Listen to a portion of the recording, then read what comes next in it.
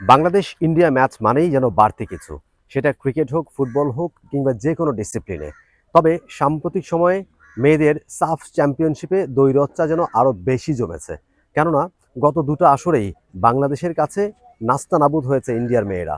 2022 সালে যে সাফে বাংলাদেশ শিরোপা জিতল প্রথমবারের মতো, সেই আসরে গ্রুপ পর্বে 3-0 গোলে ইন্ডিয়াকে হারিয়েছে Bangladesh.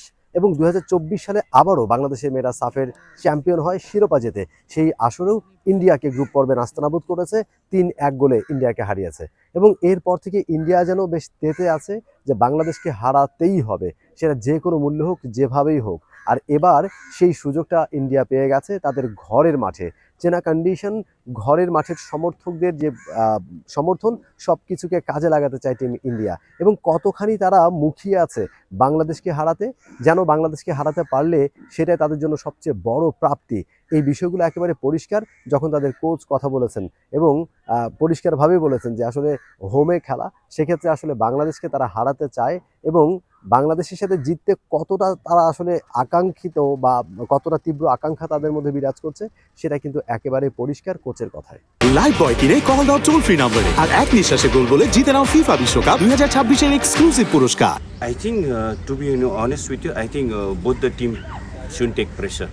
Yeah, I think it's all about developing our individual countries and looking forward to qualify for AFC. So I think Peter is doing the same thing, and it's same with us. So I think the pressure shouldn't be there. And like you said, as a host, we want to win and break the momentum of Bangladesh. But it's on the field that the player has to do. So the younger has to cope up with the pressure. So whoever is playing, the younger ones, and can cope up with the pressure, I think that team will win. Bangladesh India match, বাংলাদেশের second match. Bangladesh প্রথম ম্যাচটা জিতেছে মালদ্বীপসের সাথে 4-2 ব্যবধানে, এবং second match ইন্ডিয়ার সাথে। এবং ইন্ডিয়ার সাথে জিততে পারলে কনফিডেন্টটা হাই হবে, তাতে কোনো সন্দেহ নাই। যদিও বা বাংলাদেশ সেমিফাইনালে কোয়ালিফাই করে গেছে, যদি বাংলাদেশ হেরেও যায় তাতেও কোনো কিছু যায় আসে না। বাংলাদেশ সেমিফাইনালে খেলতে পারবে এবং সেমিফাইনালে জিততে ফাইনালে উঠে যাবে। সুতরাং এই ম্যাচটা একটা আনুষ্ঠানিকতার ম্যাচ। কিন্তু ইন্ডিয়ার কাছে এই ম্যাচটা হয়ে দাঁড়িয়েছে মর্যাদার ম্যাচ। এই ম্যাচটা হয়ে দাঁড়িয়েছে দারুণ এক চ্যালেঞ্জের ম্যাচ। সেই ক্ষেত্রে ইন্ডিয়াকে একটু এক্সট্রা প্রেশার নিয়ে নিচ্ছে, কারণ গত দুইটা আসরে বাংলাদেশের কাছে হেরেছে। এবং বাংলাদেশ ইন্ডিয়া, ওই যে শুরুতেই কথাটা বলেছি যে কোনো ডিসিপ্লিনে, সেটা ক্রিকেট, ফুটবল কিংবা যে কোনো ডিসিপ্লিনে বাংলাদেশ এবং ইন্ডিয়ার মধ্যে দ্বৈরথটা বেশ জমে উঠেছে। এবং যেখানে ইন্ডিয়া হেরেছে বাংলাদেশের কাছে, দুটো আসরেই হেরেছে, সে কারণে তারা বোধহয় একটুখানি বেশি জয়ের আকাঙ্ক্ষা তাদের মধ্যে। এবং ঘরের মাঠে যদি বাংলাদেশের কাছে আবারও তারা হেরে যায়, সমর্থকদের যে আশাভঙ্গ হবে, কিংবা সমর্থকরা যেই স্বপ্নটা নিয়ে স্টেডিয়ামে আসবেন খেলা দেখতে, ইন্ডিয়াকে সাপোর্ট করবেন, পুরোটা সময় তারা গলা ফাটাবেন, তাতে কোনো সন্দেহ নেই।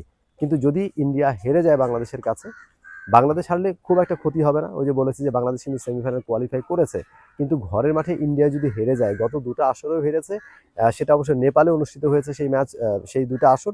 এবারে ঘরের মাঠে ইন্ডিয়াতে অনুষ্ঠিত হচ্ছে, গোয়াতে এবারের সাফ চ্যাম্পিয়নশিপ অনুষ্ঠিত হচ্ছে। এখানে সমর্থকরা আসবে ইন্ডিয়ার জয় দেখবার জন্য, কিন্তু সেখানে যদি বাংলাদেশের কাছে হেরে যায়, সমর্থকদের হৃদয় ভাঙবে, রক্তক্ষরণ হবে হৃদয়ে। সেই চিন্তাটা কিন্তু রয়েছে ইন্ডিয়ার মাথায়। এবং প্রত্যেকেরই কণ্ঠে একই সুর, একই কথা, যে বাংলাদেশকে তারা যে কোনো মূল্যে হারাতে চায়। প্লেয়াররাও কিন্তু একই কথা বলেছেন কোচের মতো, যে তারা ইন্ডিয়াকে তাদের ঘরের মাঠে, তাদের চেনা কন্ডিশনে, দর্শকদের সামনে বাংলাদেশকে হারাতে চায়। पिछले बार हम बांग्लादेश में 3-1 में हारे थे। तो हमको बुरा लग रहा था उस टाइम में। तो इस बार हम होम ग्राउंड में भी हो रहे हैं, हम कोशिश करेंगे कि इस बार हम उनको हराने के लिए, और हम 3 पॉइंट लेके उन लोग को हराएंगे। हम लोग इस बार बहुत मेंटली स्ट्रॉन्ग है, और of the field, in the field coach ने बहुत हम लोग को मोटिवेशन बहुत करता है। उन लोग भी एएफसी के लिए रिप्रेजेंट किया, हम लोग भी एएफसी के लिए रिप्रेजेंट किया था। और कल का मैच में हम लोग को भी बेस्ट परफॉर्मेंस देकर लग रही है, मेरे को भी। और हम लोग भी उन लोग से ज़्यादा हम लोग बेस्ट परफॉर्मेंस देके अच्छा टीम बनेगा। वही मोटिवेशन कोच ने सब लोग हम लोग को सिखाया, कल दिखाएगा। তিনজনের কথাই যদি আমরা একটু তর্জমা করি, তাহলে বিষয়টা এমন দাঁড়ায় যে এখন কিন্তু পুরোপুরি প্রেশারটা কিন্তু ইন্ডিয়ার। নিয়ম রক্ষার ম্যাচ, ইন্ডিয়াও কোয়ালিফাই করে গেছে সেমিফাইনালে, মালদ্বীপসকে তারা 11-0 ব্যবধানে হারিয়েছে। কিন্তু বাংলাদেশ ম্যাচটাই যেন তাদের কাছে ফাইনালের থেকেও বড় কিছু, শিরোপা জেতার থেকেও বড় কিছু। কারণ দুইটা আসরে তারা এমনিতেই হেরেছে, হৃদয় ভেঙেছে সমর্থকদের, বাংলাদেশের কাছে হেরেছে তারা, এবং ঘরের মাঠে যদি বাংলাদেশের কাছে তারা হেরে যায় তাহলে অবস্থাটা কি হবে একটু ভেবে দেখলে আপনারা বুঝতে পারবেন যে সমর্থকরা আশাহত হবেন, সমর্থকদের হৃদয় ভাঙবে। সেই বিষয়টা কিন্তু ইন্ডিয়াকে ট্রিগার করছে এবং ওই চিন্তাটা নিয়েই কিন্তু ইন্ডিয়া মাঠে খেলতে নামবে। সুতরাং বাংলাদেশ যদি এই বিষয়গুলোর দিকে একটু খেয়াল রাখে, বাংলাদেশ যদি দেখে শুনে খেলে এবং গত 2টা আসরে যেভাবে বাংলাদেশ ইন্ডিয়াকে হারিয়েছে, নাস্তানাবুদ করেছে তাদেরকে, সেই কনফিডেন্ট লেভেলটাকে যদি ঠিকঠাক মতো বাংলাদেশ কাজে লাগাতে পারে, বাংলাদেশ আরও একটা জয় পেতে পারে ইন্ডিয়ার সাথে ঘরের মাঠে, এবং সেটা বাংলাদেশকে অনেকখানি বুস্ট আপ করবে, তাতে কোনো সন্দেহ নেই। মমিন রোহন, টে sports, Don Bosco university ground, Goa, India.